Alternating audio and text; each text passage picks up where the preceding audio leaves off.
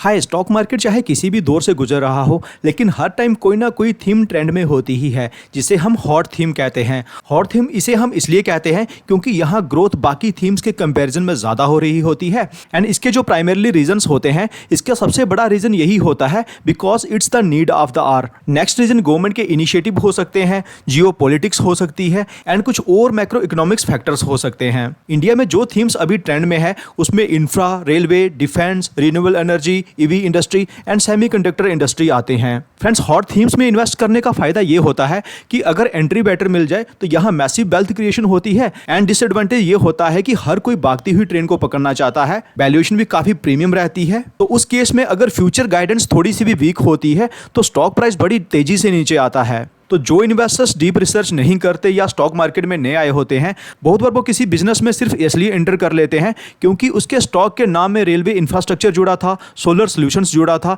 या ई मोबिलिटी जुड़ा था, चाहे एक्चुअल में उसके बिजनेस में इन सेगमेंट्स का कंट्रीब्यूशन ना के बराबर ही हो। तो ऐसे टाइम में पहले तो हमें जरूरत होती है अपनी ग्रीड को कंट्रोल करने की। एंड इसके साथ ये माइंड में आ ही जाता है कि क्यों ना हम भी इस वेव को राइड करें। तो उस केस में हम ऐसा कर सकते हैं कि उन थीम्स की कुछ ऐसी कंपनीज को स्टडी कर सकते हैं जिन्हें कम इन्वेस्टर्स जानते हो। इनफैक्ट ये कहना ज्यादा सही रहेगा कि कुछ ऐसे स्टॉक्स को फाइंड आउट कर सकते हैं जिनके बारे में डिस्कशन कम हो रही हो, तो वहां पर एक बेटर एंट्री के चांसेस रहते हैं एंड वैल्यूएशन भी कंपैरेटिवली लो मिल सकती है। तो एक एक करके इन हॉट थीम से जुड़े कुछ स्टॉक्स के ऊपर डिस्कशन कर लेते हैं। तो फर्स्ट टाइम व्यूअर्स को बताना चाहता हूं कि मेरा नाम सुशील है। हमारे काम को अप्रिशिएट करने के लिए वीडियो को लाइक जरूर करें सो दैट मोटिवेट होकर हम और भी क्वालिटी वर्क आपके लिए लेकर आए। वीडियो इन्फॉर्मेटिव लगे तो चैनल को सब्सक्राइब भी जरूर करें। तो लेट्स स्टार्ट द डिस्कशन। तो सबसे पहले वो कंपनीज हमने रेलवे सेक्टर से शॉर्टलिस्ट की हैं। वैसे तो इस सेक्टर से काफी सारी कंपनीज को आप जानते भी हैं एंड ऑफ कोर्स आप इनमें इन्वेस्टर भी होंगे, जैसे कि IRFC, Jupiter wagons, Titagarh rail infra and IRCON. तो जिन कंपनीज के ऊपर डिस्कशन कम हो रही है, ऑफ कोर्स उसमें तो फर्स्ट तो एक माइक्रो कैप कंपनी है जिसकी मार्केट कैप 1410 करोड़ है। मार्केट कैप इतनी छोटी है तो ऑफ कोर्स रिस्क भी काफी एसोसिएटेड है। तो कंपनी का नाम है ओरिएंटल रेल इंफ्रा लिमिटेड, लेकिन why Oriental Rail Infra Limited? तो ये कंपनी जो भी लाइमलाइट में आई है उसका सबसे पहला कारण तो यही था कि इस क्वार्टर में मुकुल महावीर अग्रवाल जी ने इस कंपनी में 5.53% का स्टेक एक्वायर किया है। तो इन्होंने क्वार्टर 4 में अपनी होल्डिंग बढ़ाई है, जो कि यहां से स्टार्ट होता है एंड यहां पर खत्म हो जाता है। तो इनकी एंट्री के बाद भी स्टॉक प्राइस में कोई खास अपरन हुआ नहीं है। फर्दर और स्टडी करने पर पता चला कि ये company seats and birth segment में 50% ऑफ मार्केट शेयर होल्ड करती है। कंपनी की एक सब्सिडरी हर तरह के रेलवे फ्रेट कार्स बनाती है, इंडियन रेलवे के लिए बोगीज बनाती है एंड कपलर्स भी बनाती है। तो छोटी कंपनीज के केस में जो सबसे बड़ी प्रॉब्लम होती है वो होती है रेवेन्यू की विजिबिलिटी। तो इस कंपनी के केस में देखें तो यहाँ हमें देखने को मिलेगा कि 1249 करोड़ की ऑर्डर बुक है, जो कि कंपनी की मार्केट कैप के कंपैरिजन में थोड़ी सी ही कम है। वही अगर रेवेन्यू के कंपैरिजन में देखें तो ये 2 टाइम्स से भी ज्यादा है। तो इस ऑर्डर बुक से कुछ हद तक हमें रेवेन्यू की विजिबिलिटी मिलती है। प्राइस टू अर्निंग देखें ये 47 है, जो कि जुपिटर वैगन्स के कंपैरिजन में कम है एंड टीटागढ़ के कंपैरिजन में भी कम है। उसके बाद ऑपरेटिंग प्रॉफिट मार्जिन्स भी कंपनी डिसेंट मेंटेन कर रही है, जो कि जुपिटर वैगन्स का है 13.5, जो कि थोड़ा सा ज्यादा है एंड टीटागढ़ का 11.7% है, जो कि इसके आसपास ही है। तो ये कंपनी भी रेलवे सेक्टर में ग्रोथ की बेनिफिशियरी बन सकती है, लेकिन मार्केट कैप काफी छोटी है, इसलिए कैपिटल एलोकेशन भी उसके अकॉर्डिंग ही होना चाहिए। तो रेलवे सेक्टर से सेकंड कंपनी हमने एक स्मॉल कैप शॉर्टलिस्ट की है, जिसकी मार्केट कैप 7366 करोड़ है। लेकिन इस कंपनी को आप Titagarh wagons and Jupiter wagons का कंपटीटर भी बोल सकते हैं, क्योंकि रेलवे की इंटायर वैल्यू चेन के अंदर ये कंपनी काम करती है। कुछ सेगमेंट्स आपको एडिशनली भी देखने को मिलेंगे, जिसमें ब्रिजेस एंड स्ट्रक्चर्स का कंस्ट्रक्शन है एंड इसके साथ ये कंपनी रेलवे के लिए इंजीनियरिंग, प्रोक्योरमेंट एंड कंस्ट्रक्शन का भी काम करती है। कंपनी का नाम है Texmaco rail and engineering limited. इस कंपनी को शॉर्टलिस्ट क्यों किया है, तो इसके मेजर रीजंस में फर्स्ट है कि इस कंपनी में हमें रेवेन्यू की विजिबिलिटी मिल जाती है, क्योंकि कंपनी के पास 8000 करोड़ के ऑर्डर्स इन हैंड हैं, जो कि कंपनी की मार्केट कैप से भी ज्यादा है एंड फाइनेंशियली 24 की रेवेन्यू के कंपैरिजन में भी 2 टाइम्स से ज्यादा है। नेक्स्ट रीजन ये है कि कंपनी के एग्रेसिव एक्सपेंशन प्लान्स भी हैं। यहाँ पर ये एक्सपोर्ट मार्केट को भी कैटर कर रहे हैं एंड इसके लिए इन्होंने अप्रोक्सीमेटली 1000 करोड़ की फंड रेजिंग कर दी है, जिसमें से 250 करोड़ तो मार्च के मंथ में ही किए थे एंड 750 करोड़ जो है ये नवंबर 23 में किए थे। इस फंड रेजिंग में नोवामा, ICICI सिक्योरिटीज, कुछ ग्लोबल प्लेयर्स जैसे कि Abu Dhabi investment authority, Samena capital, Mahindra mutual funds and Bandhan mutual funds जैसी इन्वेस्टमेंट फर्म्स शामिल थी। एंड इस फंड रेजिंग का जो पर्पस है वो आपको यहाँ पर देखने को मिलेगा, जो कि ऑफ कोर्स एक्सपेंशन प्लान्स हैं। उसका जो नेक्स्ट रीजन है इस कंपनी को शॉर्टलिस्ट करने का, वो ये कि इस कंपनी ने अपने लाइफ टाइम रेजिस्टेंस को भी ब्रेक कर दिया है। वीक मार्केट सिनेरियो में अगर यहाँ से करेक्शन होती है तो ये जो 165 का लेवल है ये स्ट्रॉन्ग डिमांड जोन का काम करेगा। इन माय ओपिनियन ये कंपनी फ्यूचर में अच्छा कर सकती है, इसलिए आप इसे डेफिनेटली स्टडी करें। तो नेक्स्ट दो कंपनीज हमने इंडिया की रिन्यूएबल एनर्जी सेक्टर से शॉर्टलिस्ट की है। एंड इसमें से जो फर्स्ट कंपनी है उसे प्योरली रिन्यूएबल एनर्जी सेक्टर की कंपनी कहना गलत होगा। हम इसे रिन्यूएबल एनर्जी सेक्टर की प्रॉक्सी बोल सकते हैं, इंडिया के स्पेस सेक्टर की प्रॉक्सी बोल सकते हैं, एंड ओवरऑल जो इंडिया का एनर्जी सेक्टर है उसकी प्रॉक्सी भी बोल सकते हैं, क्योंकि ये कंपनी जिन सेगमेंट्स में ऑपरेट करती है उसमें है industrial gases, LNG, cryo scientific, cryo bio, cylinder for gases and beverage kegs. तो कंपनी का नाम है आइनॉक्स इंडिया लिमिटेड। तो ग्रीन हाइड्रोजन जिसे हम आज तक एज ए फ्यूल यूज नहीं कर पाए हैं, तो उसका सबसे बड़ा कारण जैसे कि उसका प्रोडक्शन तो है ही, वैसा भी एक और कारण ये भी है कि ग्रीन हाइड्रोजन की ट्रांसपोर्टेशन एंड हैंडलिंग भी काफी डिफिकल्ट है। तो ग्रीन हाइड्रोजन का सारा ट्रांसपोर्टेशन, स्टोरेज एंड हैंडलिंग ये cryogenic tanks and cryogenic equipments में होती है। तो ये कंपनी वर्ल्ड की लीडिंग क्रायोजेनिक इक्विपमेंट प्रोवाइडर है, जिसके पास 30 ईयर्स से ज्यादा की एक्सपर्टाइज है एंड 100+ कंट्रीज में कंपनी का कंज्यूमर बेस है। फ्रेंड्स, कंपनी जो क्रायोजेनिक इक्विपमेंट्स बनाती है उनका यूज इजिली ग्रीन हाइड्रोजन के ट्रांसपोर्टेशन एंड स्टोरेज में किया जा सकता है, क्योंकि ये कंपनी ऑलरेडी कुछ इस तरह के बिजनेस में इन्वॉल्व है। यहाँ पर ये हाईली कंप्रेस्ड गैसेस का ट्रांसपोर्टेशन एंड स्टोरेज करते हैं, जिनका टेम्परेचर -50 डिग्री से भी नीचे रहता है। तो इसरो के काफी सारे अपकमिंग प्रोजेक्ट्स के लिए ये कंपनी काम भी कर रही है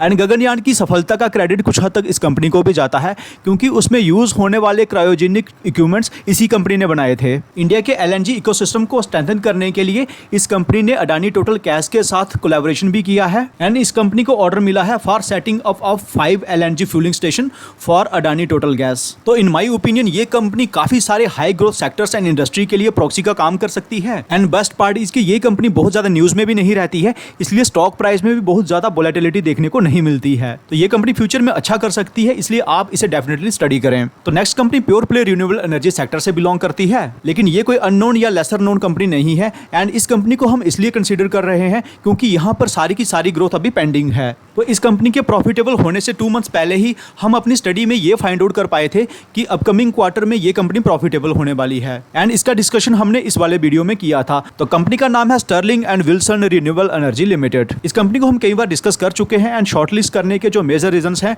उन्हें भी हम काफी क्विकली आपके सामने रखने वाले हैं। तो पहला कारण ये है कि ये कंपनी रिलायंस ग्रुप से बिलोंग करती है एंड रिलायंस इंडस्ट्रीज के काफी एम्बिशियस प्रोजेक्ट्स हैं for setting up of green energy ecosystem. तो रिलायंस न्यू एनर्जी से इस कंपनी को फ्यूचर में अच्छे ऑर्डर्स मिल सकते हैं। उसके बाद मैनेजमेंट का कहना है कि इस फाइनेंशियल ईयर में वो 8000 करोड़ की रेवेन्यू जनरेट करेंगे, जो कि फाइनेंशियल ईयर 24 की रेवेन्यू के कंपैरिजन में 2.5 टाइम्स ज्यादा है। कंपनी के पास एज ऑफ डेट 8000 करोड़ के ऑर्डर्स इन हैंड है एंड ये जो ऑर्डर बुक है इसमें रिलायंस एंड नाइजीरिया वाले ऑर्डर्स को इंक्लूड ही नहीं किया गया है। उसके बाद ये कंपनी ग्रीन हाइड्रोजन में भी फोरे कर चुकी है।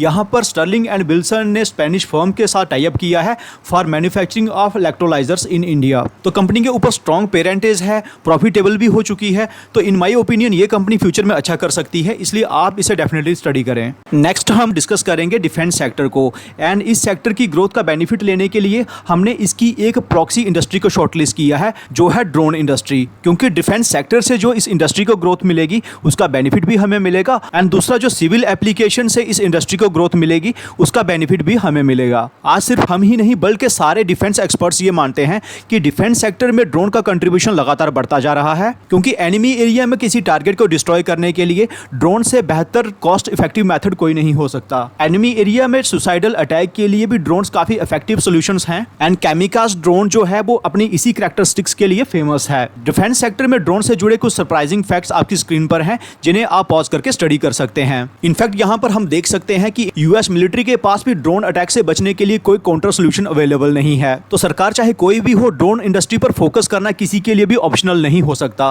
Because it's need of the hour. क्योंकि अगर कंट्री सेफ होगी तभी तो दूसरी इंडस्ट्रीज ग्रो कर पाएंगी। तो जिस कंपनी को हमने शॉर्टलिस्ट किया है वो कोई लेस नोन या अननोन कंपनी नहीं है। तो शॉर्टलिस्ट इसलिए किया है क्योंकि यहाँ पर सारी की सारी ग्रोथ अभी पेंडिंग है एंड कंपनी का नाम है आइडिया फोर्स टेक्नोलॉजी लिमिटेड। तो 4 जून को जो मार्केट में ब्रूटल करेक्शन हुआ था तो उसका इंपैक्ट इस कंपनी के ऊपर कंपैरेटिवली बहुत कम देखने को मिला था एंड उसका सबसे बड़ा रीजन भी यही था क्योंकि यहाँ पर डाउन साइड रिस्क कम है, क्योंकि स्टॉक प्राइस ऑलरेडी अपने हाई से 50% डिस्काउंट पर है। तो इस कंपनी को शॉर्टलिस्ट करने के पीछे जो सबसे मेजर रीजन है वो ये कि ये कंपनी इंडिया में फर्स्ट है जिसने vertical take off and landing वाले ड्रोन्स को डेवलप किया है, एंड उसके साथ इस कंपनी ने fixed wing vertical take off and landing वाले हाइब्रिड यूएवीज को भी डेवलप किया है। हाई एल्टीट्यूड पर ऑपरेट करने वाले ड्रोन्स को डेवलप करने वाली ये इंडिया में फर्स्ट कंपनी है। ये इंडिया की लार्जेस्ट ड्रोन टेक्नोलॉजी मैन्युफैक्चरर भी है, एंड एक स्मॉल कैप कंपनी होने के बावजूद ये ग्लोबली 5th पोजीशन होल्ड भी करती है, एंड इस क्वार्टर से पहले इस कंपनी की रैंकिंग ग्लोबली 7th नंबर पर थी। इतनी छोटी कंपनी होने के बावजूद भी ये कंपनी 72 पेटेंट्स फाइल भी कर चुकी है,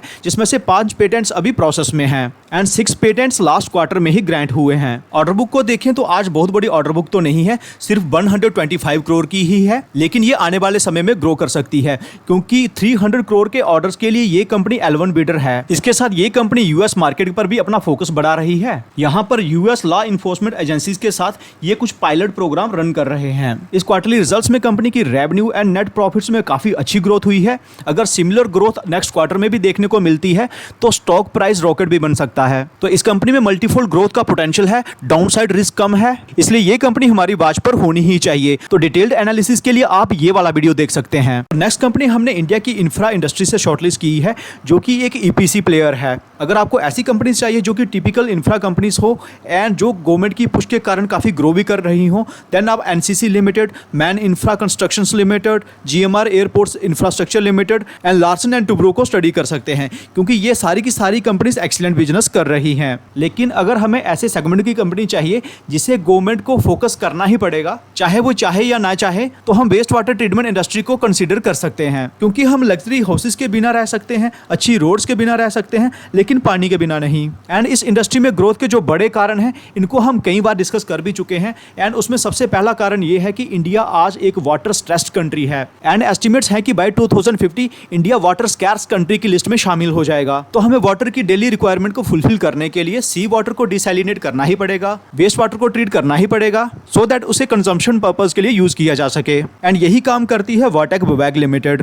बट वाई वाटेक विभाग लिमिटेड?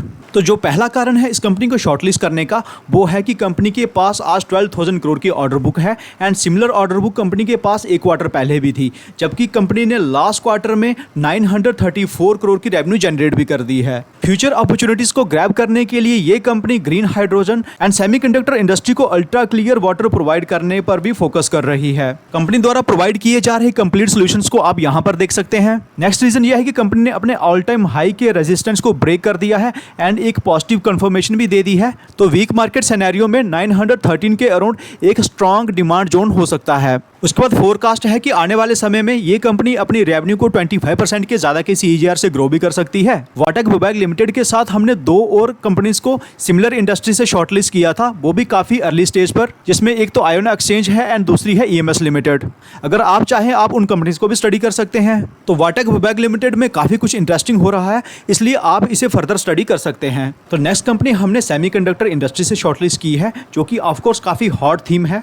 ग्रोथ के ट्रिगर्स क्या है एंड सेमीकंडक्टर इंडस्ट्री का वैल्यू चेन कैसा है, ऑफ कोर्स इसके लिए हम एक डेडिकेटेड वीडियो बनाएंगे। लेकिन जिस कंपनी को हमने शॉर्टलिस्ट किया है उसमें मैंने खुद इलेक्शन डे के दिन जो क्रैश हुआ था उसमें कंसीडर किया था, डिस्पाइट कि कंपनी का प्राइस टू अर्निंग उस टाइम 100 के अराउंड था। तो कंपनी का नाम केन्स टेक्नोलॉजी इंडिया लिमिटेड है, जो पहले तो सिर्फ industrial, railway, aerospace and medical verticals को ही कैटर करती थी, लेकिन अब ये company high density interconnect, printer circuit board and semiconductor testing and packaging में भी फोरे कर रही है। जो सबसे बड़ा कारण है इस कंपनी का इतनी हाई वैल्यूएशन पर ट्रेड होने के पीछे वो ये कि इस कंपनी में नेक्स्ट 2 ईयर्स के लिए 50% से ज्यादा की सीजीआर ग्रोथ हो सकती है रेवेन्यू में। तो एजुकेशनल पर्पस के लिए मैं बताना चाहता हूँ कि इस कंपनी में आप क्या कर सकते हैं कि यहाँ पर आपको एक बड़ी डिप मिले, वहां पर कुछ क्वांटिटीज ऐड कर सकते हैं। बाकी कंप्लीट स्टडी हम सेमीकंडक्टर इंडस्ट्री के एनालिसिस के टाइम करेंगे। तो फ्रेंड्स ये थी आज की कंपनीज। वीडियो इन्फॉर्मेटिव लगा है तो वीडियो को लाइक जरूर करें, चैनल को सब्सक्राइब करें। कैसा लगा वीडियो कमेंट सेक्शन में जरूर बताइएगा। मिलते हैं आपसे अगले वीडियो में। Take care.